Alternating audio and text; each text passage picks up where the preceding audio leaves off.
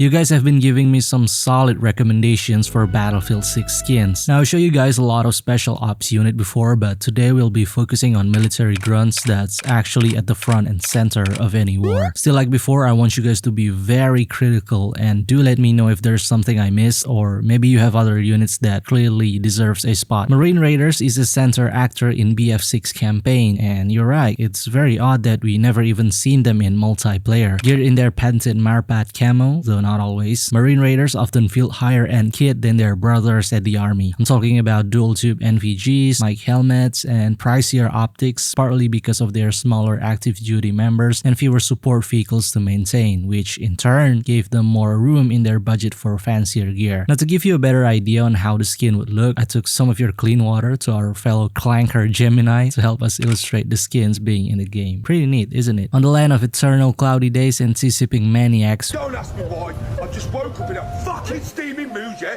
Because I live in a shithole! We got the British Parachute Regiment. First formed on June 1940, British Paras is the airborne and elite infantry regiment of the British Army. In my opinion, their most prominent look came from their maroon beret and their Pegasus Company patch, but if I'm being honest, other than two of those, I also love the MTP smock that they sometimes wear on a few pictures we can find on the internet. It gives a little bit of personality than any other grunts I've seen before. Going south across the channel from UK, we are now landing on France, where GIGN or Groupe d'Intervention de la Gendarmerie Nationale reside. Whoop whoop, put down your pitchfork. I know they're not military grunts, but would you prefer to have them as inspiration for Pax Armada or stay with the current skins we have? Just think about it. Honestly, even if for some reason they ended up on NATO's side, I won't complain either, since Pax Armada is borderline terrorist group at this point. Now, for a more NATO look, we can go with their standard dark blue pants and shirt and that ballistic helmet visor for uniformity. But for Pax Armada, we can just swap and mix the standard uniform with some jeans and sneakers, kind of like how Special Ops usually does it during training. Moving southeast, we are now standing on the city of Turin, Italy, where the Bersaglieri first shown their public appearance on 1836. In the 19th century, Bersaglieri were designed to be an elite, fast-moving light infantry and acted as skirmishers or shock troopers. But today, the Bersaglieri have evolved into modern mechanized infantry, riding in armored vehicles and taking part in international NATO missions. One piece of equipment that's very eye-catching, as you probably have noticed by now, is their feathered helmet, which was a tradition kept for more than 189 years since their first formation. These feathers were made from capercaillie birds and once served a military purpose, acting as camouflage and sunshade for a marksman's shooting eye. Though it's not so much of a useful military feature today, they are still being used as a badge of honor, attracting new recruits and fostering esprit among their wearers. After taking a treacherous hike to the north towards the Swiss Alps and took a dive on Eckernford Bay, we might find our fellow Germans over there. The KSM, or Commando Special Crafter Marine, is the maritime special forces unit of Bundeswehr's Navy. Born from Germany's long-standing tradition of naval commandos and combat diver units, the KSM specializes in operations where water meets land. This includes a stealthy underwater insertion, amphibious raids, shipboarding, maritime counterterrorism, and reconnaissance along coasts or rivers. For underwater infiltration and stealth operations, KSM uses closed-circuit rebreathers that recycle exhaled gas so that there are minimal or no bubbles rising to the surface. They also employ combat diving dry suits or wetsuits for a covered approach to shore or ships. While when they are on land, KSM uses the multi-turn pattern adopted by their parent force, the Bundeswehr. Multi-turn is meant to provide good concealment across forests, urban, transitional, or coastal zones, making it well suited for the diverse environments where KSM may deploy. Now, the reason why I picked this unit instead of the Commando Specialkräfte or KSK is because we have heard the news on the potential of naval warfare being developed to Battlefield 6 in the future. So having KSM as a playable unit in that update will definitely very badass. I personally like the black wetsuit gears, but that multi-turn camo with the diving gears on top, chef's kiss. Alright, moving on is the Swedish Army. Being the land force of the Swedish Armed Forces, the Swedish Army is one of the oldest regiments that's still on active duty for more than 500 years, beginning in 1521. The Swedish Army has a main task to defend Sweden against an armed attack, as well as promote Sweden's security, assert Sweden's territorial integrity, and have the capacity to safeguard Sweden's sovereign rights. Typical army stuff. They are geared with the iconic M90 camo, which had this hard-edged geometric shape shapes that developed specifically to suit Sweden's forests, woods, and dappled-like environment. Honestly, the M90 camo is the main reason why I picked this unit, since it's easily recognizable and has a very distinct look compared to other countries' camo pattern. And for the variation in game, we could perhaps either get an infantry wearing the standard uniform with a beret and glasses, a full painted face and helmet, or maybe like this lady over here who's wearing a beanie.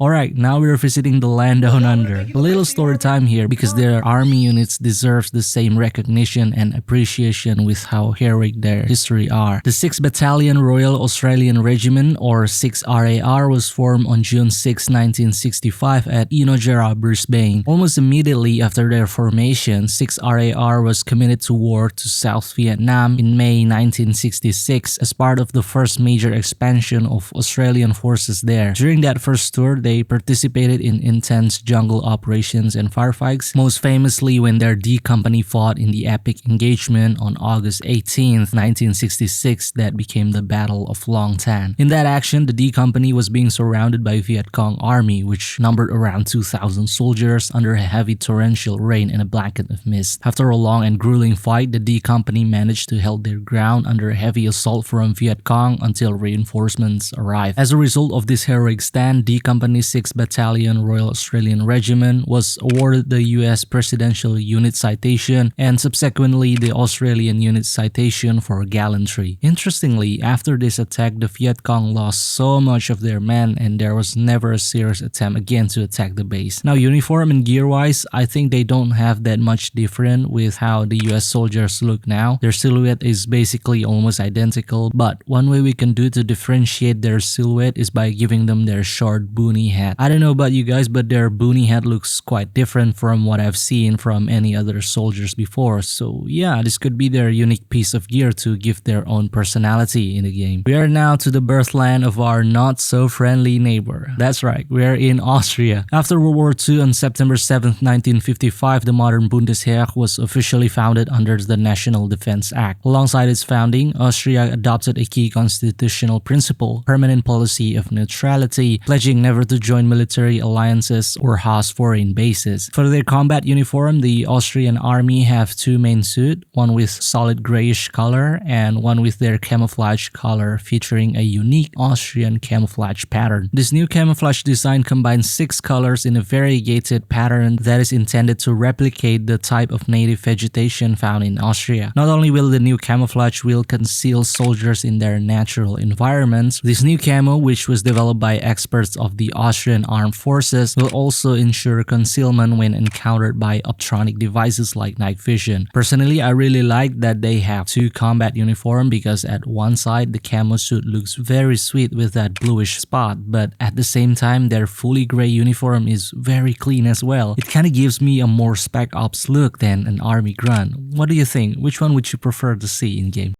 To give the same amount of love for Pax Armada, we will also be looking into 2 infamous PMC that would suit their design aesthetics. That's right, today's mystery box is Blackwater and the Wagner Group. Blackwater, or now known as Constellis, was founded in 1997 by former US Navy SEAL Eric Prince and Al Clark as a private security and training company. Initially, it offered tactical and firearms training to law enforcement, military personnel, and other clients operating out of a large private training facility in Moyock, North Carolina. Fun fact, when Eric Prince first bought the large farmland for their facility in Camden and Currituck counties, there are a large amount of peat in the area which turned the water black in the drainage canals. If you're able to see it, this is the reason why they have the idea to name the company Blackwater USA. Blackwater Security Company's first contracts came in 2003 after the invasion of US in Iraq. Their first assignment was to provide 20 men with top secret clearance to protect the CIA headquarters and another base that was responsible for hunting Osama bin Laden. From then on, Blackwater still received contracts from US government to provide diplomatic security tasks, protect government facilities, and support Hurricane Katrina relief operations until 2009, where they would restructure the company to focus more on its logistic, aviation, and training aspects rather than its security operation. Next is the Wagner Group. If we're talking about legality, under the Russian law, PMC is nominally remaining remained illegal to operate. But despite this, the Wagner Group are still registered as a legal entity in Russia, listing itself as a management consultant company. Not only that, in November 2022, Wagner also opened an office building in St. Petersburg, indicating that their ability to operate openly suggests that they have a high-level official support from the Russian government. The US Treasury Department identifies the Wagner Group as a designated Russian Ministry of Defense proxy force, so despite it being run by a private citizen, such entities can still pursue private or commercial interests, but they also must fulfill government requests when called upon and ultimately remain under the direction of the Russian government. Now, I won't do a deeper dive into their controversies, but to cut it short, we can get some inspirations for Pax Armada skins from their look. From what I've seen floating around the internet, Wagner Group are more often spotted wearing at least a piece of camouflage clothing rather than fully casual look like Blackwater USA, which I think is partly because how Wagner Group are more focused for fighting wars and expanding influence contracts rather than Blackwater, who mostly focus on providing VIP security and protection. I think both PMC can be a strong source of inspiration for Pax Armada skins, but would you prefer to see a more casual look like Blackwater or a mix of casual and camouflage uniform like the Wagner Group have? Let me know down below in the comments section.